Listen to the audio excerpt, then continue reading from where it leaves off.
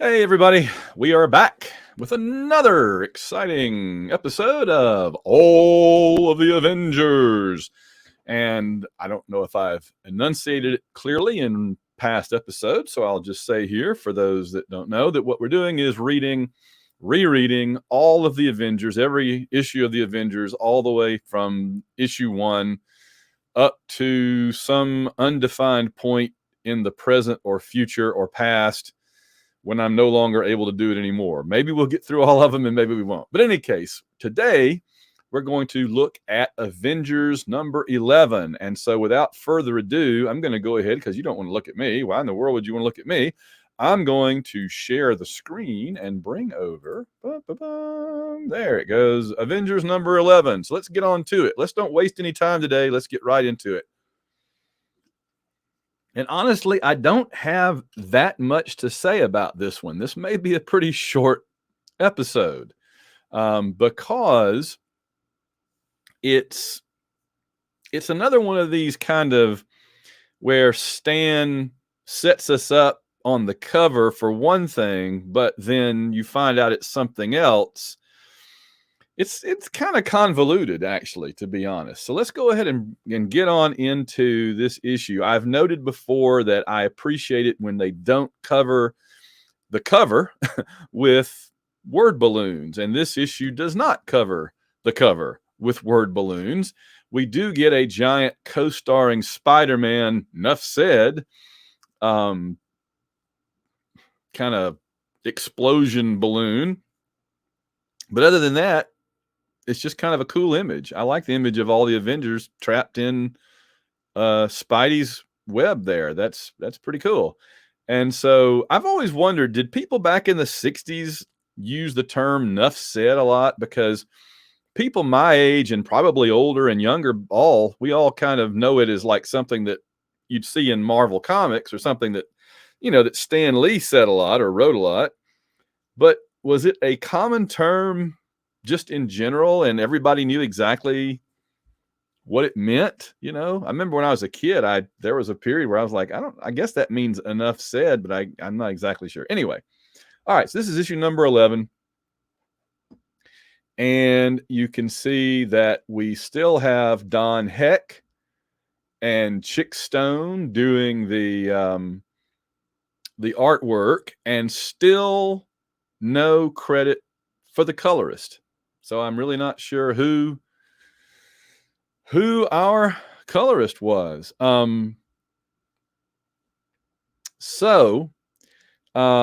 Mighty Avengers meet Spider-Man. I mean, that's pretty much the title. The only blurb we can write is "Wowee," they say, amid other blurbs, including the Mighty Avengers meet Spider-Man and also reintroducing the mysterious Kang. So, all right. So this is another one of those splash pages that is more symbolic than an actual part of the story, and that's always interesting to me. So the first actual story page of this issue, my understanding is that Stan would type on a typewriter the captions and dialogue for a comic, and then it would go to the letterer to add all that in. And I mean, my goodness, Stan, we know that Stan was an aspiring novelist, and he certainly tried to cram that much in. I mean, I'll be honest with you right now. I feel like I have read comic books produced in this century that had fewer words in the entire issue than are evident right here. I mean, this page 2, which is the first page of the story itself, look at this panel. I mean, I can't even. You've got 1, 2, 3, 4, 5, 6, 7, 8 word balloons, 2 caption boxes. That's remarkable. And then there's all these other. It's just, I'm not criticizing. It's heavy. I used to say that, like, when I was a little kid in the mid 70s, late 70s, I might buy a comic book off the spinner rack at the grocery store for 30 cents or 35 cents. and I'd sit in the back seat of the car as my granddad would drive us home. And it would take me, it was 15, 20-minute drive home from the grocery store to our house. And it would take me, I'd still be reading the comic when we got home. And most modern comics, we barely would have made it out of the parking lot of the grocery store, honestly, before I'd be done with it. So, we used to pay so little. I mean, even relatively speaking, 30 cents wasn't that much in 1977. But $5 or whatever now is seems like a lot more, relatively speaking, now. Maybe others don't see it that way, but I know that it just feels like you got more for your money back then. See, this is the thing. I'm not trying to be critical. I'm also not loving it. I honestly feel like this is too much text, right? That's just too much dialogue for one page.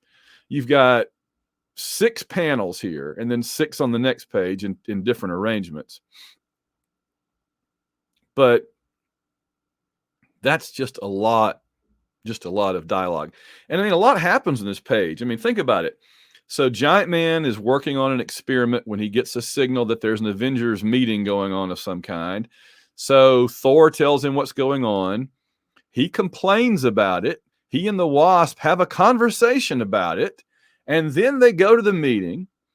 Thor gives a report. They talk about Iron Man's, being missing and Tony Stark apparently being dead, which I guess is, going on in Tales of Suspense 61. We see down there in the caption. And then they talk about a code of honor and duty that Thor may find hard to understand, which I thought Thor wrote the book on honor and duty, but okay, whatever. Then Captain America chimes in and there's a back and forth with the Wasp. Okay. Talking about, what they should do about Iron Man's membership and that they're in the house. All that is one panel. And then thanks for your support, Cap. Then they change the motion and they second it. And poor Rick, man. I mean, he just gets we don't even know he's there until this panel where he seconds Giant Man's motion. And you're out of order, Rick. You have no voting privilege with the Avengers as yet. I mean, why does Rick suddenly appear in this panel other than to do something so that Cap can fuss at him? And I just feel bad for Rick, I mean, he wants to be an Avenger so bad that he jumps in and seconds a motion that he doesn't have voting rights on. It's like even in the realm of parliamentary procedure, Rick is brought up short, and that's kind of depressing. But anyway, I also wonder what Don Heck was thinking here, or Chick Stone with the shield. It looks like there's like French curves and things you can use, so it doesn't look like you sketched the shield. But anyway. Again, tons of dialogue here. They prove the motion, and then we get another one of these cheap shots at Jan. Where Hank says, why does that remark always seem to be a signal for you to put on fresh lipstick, little lady? Every remark is a signal for a girl to freshen up her lipstick, big boy. I mean, and more. And then, I don't know. We've talked about this before. They're still rotating chairs. And meanwhile, Kang, now, I guess I'm going to give him the benefit of the doubt because of something that happens later that we'll get to, that Kang has different outfits and he just kind of changes costumes during his day, because he normally wears green and purple, but here he's wearing brown and purple, unless it's supposed to be something to do with his lair is darker. Now, I do want to note that Don Heck is making his helmet smaller now, and it looks kind of funky there. But in these two side, profile shots, his helmet looks pretty good. He decides he's going to send a new enemy to fight the Avengers, and he decides it's going to be a robot. Okay, because he feels like if he made robots of actual supervillains, they might actually fight each other or get in each other's way, which is probably fair. So instead, he's going to make a robot version of Spider-Man, hoping that that might throw the Avengers off long enough, to let him get the drop on them. So he goes through here and here. Yeah, yeah. By the way, that's a really cool Thor cover right there. All right, so he creates the Spider-Man robot. And I like how at the beginning, the Spider-Man robot talks like a robot, but as the story goes along, he talks more and more like the actual Spider-Man until actual Spider-Man shows up. Spoiler, I am Spider-Man. Right? So he sends him through the time stream where he waits. And I love this. The Avengers, or at least Captain America is fighting gangsters or something. It kind of looks like the Sandman there, doesn't it? Doesn't look like him there, but in these two panels, that could be the Sandman. But I like how he's fighting these guys. He's Cap is on one of his regularly scheduled visits to Rick Jones's Teen Brigade headquarters. You know what I really want to happen? I wish we could have seen this. I wish there could be a panel here, and it would all be in one panel, probably, right? Where Cap goes into the Teen Brigade headquarters, and the Teen Brigade are seated around a table, and they're voting on something, or they're about to vote on something, and Cap says something like, "Yeah, I second that motion, Rick." And Rick goes, "You're out of line, Cap. You don't have any voting privileges in the Teen Brigade." just flip the script on Cap. Cap would be like, "How dare you? I'm Captain America," but at least this version would. But I love this. These thugs that are like randomly attacking the Teen Brigade headquarters are robots. So he sent thug robots to give Spider-Man robot an excuse to come in and meet Captain America. And he then says, okay, the reason I'm showed up here is not to help you fight these guys. It's because I want to join your group. So we go through this whole rigmarole here where they don't trust him. You'd have to have a probationary period. You have to demonstrate your abilities. And then Spidey plays, all right, so it's not to help him fight thugs. It's not even to help him join the group. Well, now I came to tell you where to find Iron Man. He needs your help. But if you aren't interested, he says, he walks out the door. What? Wait a minute. Hold on a minute. So he's just throwing stuff out. I mean, like it would have been funny if they'd said, "Oh, we found out where Iron Man is." Then he'd probably be like, "Actually, the real reason I came here is to bake you some brownies." It would be lovely. No, but he would have come up with another reason, I think. All right. So now he's starting to talk more like the real Spider-Man. And that's interesting. That threw me by a loop the first time. Threw me for a loop the first time is where he's like, "I don't like having hammers tossed at me. You may be a real wing doozy with your own team, but until I'm one of you, you're just another guy named Joe to me, savvy?" Oh boy, that's not how you talk to Thor. Well, goody gumdrops. So I mean, I wonder where Kang found the dialogue. I guess he copied some of Peter's actual dialogues. All right, so they go off to the temple. We get our. I don't think we've had an Avengers Assemble yet. I'm going to go out on a limb here and say that I don't think we've had an official Avengers Assemble uttered by Cap or anybody else yet. But they come so close here when he says, "Avengers away." And clearly Stan was like, "Yeah, that doesn't really do it for me. We got to come up with something else that starts with an A." And I got to be honest with you, as somebody who has owned AvengersAssemble.net for 27 years now. Wow, that's a long time, by the way. But I've owned AvengersAssemble.net for 27 years, and I still haven't decided if Avengers Assemble is as cool of a phrase as we all think it is. It's one of those things that you hear it when you're young, it sticks in your head, it grows on you, but honestly, Assemble's not the most dynamic, I do kind of like it sometimes when Cap yells Avengers attack. That kind of works. But anyway. Okay, so they all take different modes of transportation to the Temple of Tyrod, who I thought was a Virginia Tech quarterback, but anyway. And they descend on it, and that's kind of cool because what it means is they're going to each arrive at different times, and the Spider-Man robot gets to deal with them individually rather than all at once as a team, which, you know, I doubt the actual Spider-Man could have taken on all of them at once. So he first goes up against Hank and Jan, and he even uses the spider signal, which is kind of cool here. I like seeing Hank and Jan in the spider signal spotlight. And they fight a little bit, and Hank changes sizes and is up and down, which is kind of cool because that's kind of what we saw in the Ant-Man second movie. Was they kind of found some creative ways to use the size changing power. So we get a fight, you know, back and forth with them. Then he's dealing with the Wasp, but he creates a fly swatter to guard the Wasp. Then all of a sudden he's fighting Thor. And this is interesting because he webs up Thor's hammer, and now Thor is suddenly worried that he's going to turn back into Donald Blake in the middle of the fight. Spidey does a slingshot thing at him here.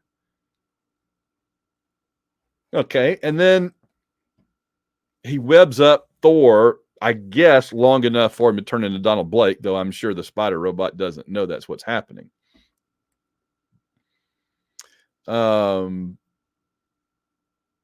But the seemingly victorious Spider-Man, in quotation marks, might not feel so confident if he knew that he was being watched by another pair of cold, angry eyes, the eyes of the last one he would ever expect to meet.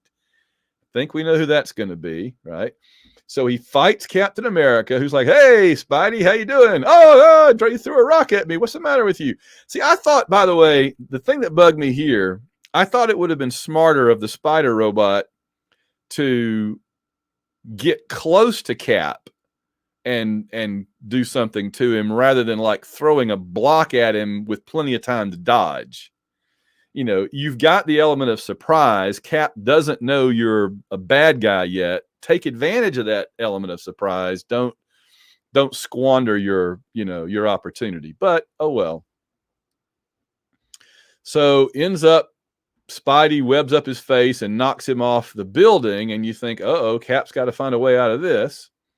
And meanwhile, this is what I was saying earlier about Kang wearing brown and purple, and he has different outfits. He's changed back into his green and purple outfit here. So I'm kind of glad that we don't know who the colorist for this issue was, because I would call them out by name here. But you kind of need to decide, is Kang wearing purple and brown or purple and green? And obviously he's much better in green, I think. All right, so then Kang sees that webbing appears and catches Cap, and he thinks that his robot has gone crazy and is helping the Avengers, okay? But instead, here comes some webbing, and it's the real Spider-Man. And Kang is like, "The real Spider-Man, how did he learn about us? He mustn't wreck my brilliant plan. He mustn't." The question I have is, how did Peter get all the way down to the Temple of Tyrod or wherever they are? I know he didn't web swing down there. Aren't we in South America? Doesn't like every issue of the Avengers in the first couple of years have at least one scene somewhere in South America? Seems like it. But anyway, I don't know quite how Spidey got there, but there he is. So they fight, and they actually makes webbing wings and have an air battle like it was the Falcon and Angel or something, you know. So that's I don't know that we've ever seen that again, right? Certainly not two Spider-Men fighting each other in the air with wings. I think that's pretty unique to this issue. Now, here's the thing, and here's another one of these Stan shortcuts that I have a question about. As they're falling and they're grappling with each other, Spidey says, I guess Peter, right, says, "I've got to find his main control stud before we land. It's my only chance." And I'm thinking, how do you know that this robot from the 30th century has a control stud? I mean, I know that you're smart, but how did you get a hold of 30th century technical manuals to figure this out? And my only answer is that Peter took the Concorde from New York to South America or wherever this temple is. And even though it's a very quick flight, he had time on board that plane, to read some technical manuals on how you make a 30th century robot. So he knows this, and I'm being facetious because honestly, I don't know how he knows this. And so he finds the button, and he even says, they point out the amazing crusader, who is also a brilliant teenage science major, finds what he's seeking. Just because you're a science major doesn't mean you know where a button is placed on a robot built in the 30th century. That to me makes zero sense, and I'm totally lost about it. But here he clicks it, which apparently is like on his belt or something, it looks like. And he says, there, this will shut off all functioning circuits, deactivating him. How do you know that, Peter? How could you possibly know that? Come on, Stan, you're better than that. So he comes down. Captain America figures out it must have been a robot, and the real Spider-Man saved us. And okay, I guess he figures all that out from seeing them fight. Thor changes back. They all understand very quickly they've been fighting a robot, and they quickly make the leap of logic. We have only one foe capable of creating so perfect a robot. Only a man with all the scientific marvels of the 30th century is beck and call. I'm sure that Zemo, wherever he is, which is probably the pyramid down the street from this one, right, is probably watching this with his viewer and thinking, I could have built the robot like that. You don't know. You don't know, Captain America. I could have built a Spider-Man robot, and why didn't I think of that? But anyway, so they immediately figure out it's Kang, and Thor is like warning him, figuring he's watching them now, and Kang is. And so, and though separated by a gulf of 1,000 years, Thor's ringing words fall upon the archfoe's ears like thunderbolts. In vain. It was all in vain. Still the Avengers live. Still they defy me. So Kang, the mysterious Kang, turns and walks in the shadows as our adventure ends for now, but only for now. Bum, bum, bum. The end. Okay, so there was not a lot to this story, honestly, right? Kang, I think, what did we learn from this story? That Kang can make robots, that Kang's robots can talk like the actual people, and that they have a control stud on their belt, apparently, that turns off all their functions. Now, we never see what happens to this robot, do we? This is one of those things where I feel like somewhere between 1964 and today, somebody has done a story where they find the Spider-Man robot. I feel like that happened. It tickles a little bit of my memory cells, but I can't remember when it was. So you viewers out there, if you remember when we saw the Kang Spider-Man robot again, let me know, because I feel like there's another time that it pops up, and if it hasn't, it's just waiting to pop up, in a story. The other thing we learn is that Kang is still watching the Avengers from presumably the 30th century, and he still wants revenge on them, which is not that surprising. And he's going to come up with different ways to do it. We still don't see the complete connection with Immortus yet, but I think that'll be coming along. There's also no indication of what the next issue will be, who the next foe will be. Now, this is, to me, interesting. It's like we get to the end, like we're really cramming in a lot of panels here. There's 6, but then there's 9, right? There's 9 panels here on the next to last page. And then on the last page, 11 panels. 11 is a lot. This is not the first time this has happened either. I always get the sense that the artist would have trouble with pacing. Oftentimes, you get a lot of panels at the beginning of a story and a lot of panels at the end, and that's usually a pacing problem. And you might, and I would say, why not go ahead and finish it out? Take another page and finish out your story here. And you might say, well, but there's not room. Oh, but there is. You do have room for one more page if you chose to do so. And I'll show you why in just a second. But I mean, look, we go at the end of the penultimate page, they're still fighting. And on the last page, there's Spider-Man defeating the robot in 2 panels, talking about it or thinking about it, and explaining to us in his thoughts why he was able to win. Captain America witnessing it.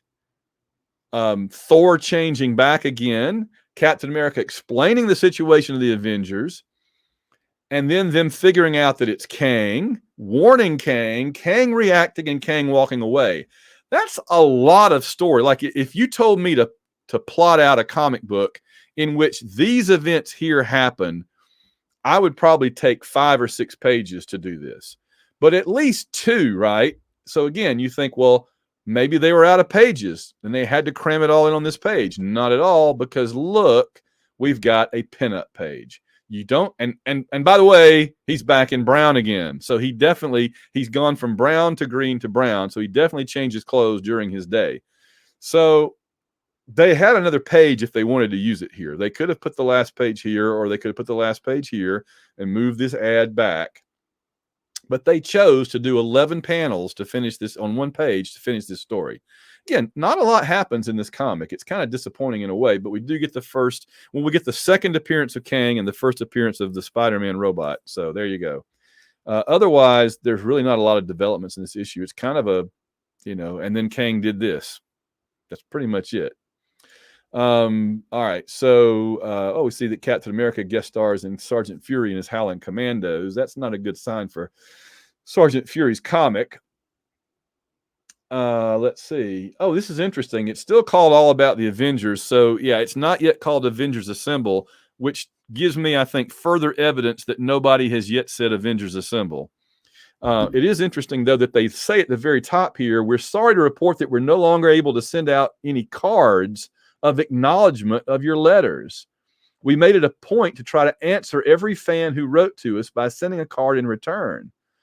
But the mail has increased to such an extent that it's impossible to answer every letter. So that's amazing, right? All the way up until late 64. Is it late 64? Let me see. It is December of 64. Couldn't get any later than that. Yeah. So as late as December of 64, of November of 64, Marvel was sending out postcards to everybody who wrote a letter to them. Imagine how much that would cost today in postage if they did something like that. They don't even send an email to everybody that writes them nowadays. I always check and see if I can find any interesting people writing in letters, but honestly, this time I don't really see anything. We do have the Merry Marvel Marching Society pops up again here. We have the Marvel checklist. We have a note the Avengers will be guest starring in X-Men number 9. So that sounds like a good patrons only episode we could do. I'll make a note of that. And then be on the lookout for Avengers number 12 next issue, which will again feature our usual brand of nutty surprises, goofy action, unscientific science, and garrulous guest stars you never expected to see. Meanwhile, if someone talks to you through your TV set while it's turned off, don't worry. It's probably old Kang in the year 3000 griping because the operator gave him a wrong number. So in other words, this is Stan saying, I haven't figured out who the Avengers are going to fight in issue number 12 yet, but stay tuned. And in fact, it will be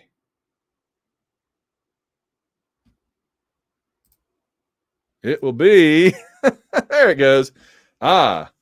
This hostage Earth with the Mole Man. No wonder he hadn't figured it out yet. All right. And 12 in January of 65. So with that and your usual, there's our old master of Yubiwaza. Yubiwaza. I'm still wanting to take Yubiwaza to learn how to be a self-defense master. Like poor Yoshi, but she's not able to because she's not a boy or a man, as far as we know.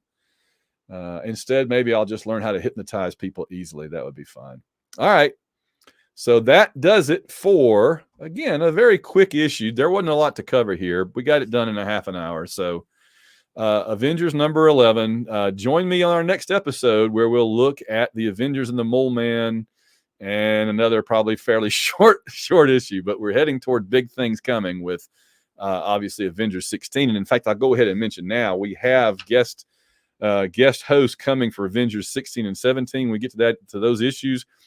Mark Ballou and Vince Alvarez, longtime Jarvis heads, are going to join us to talk about those very special issues. All right, gang, I'll see you guys in the next video. And be sure, by the way, to subscribe, do all the stuff that they always tell you, right? I hate that too, but subscribe and like and all that stuff, but mainly just let other folks know that we have this show going. All right. And we will see you guys next time.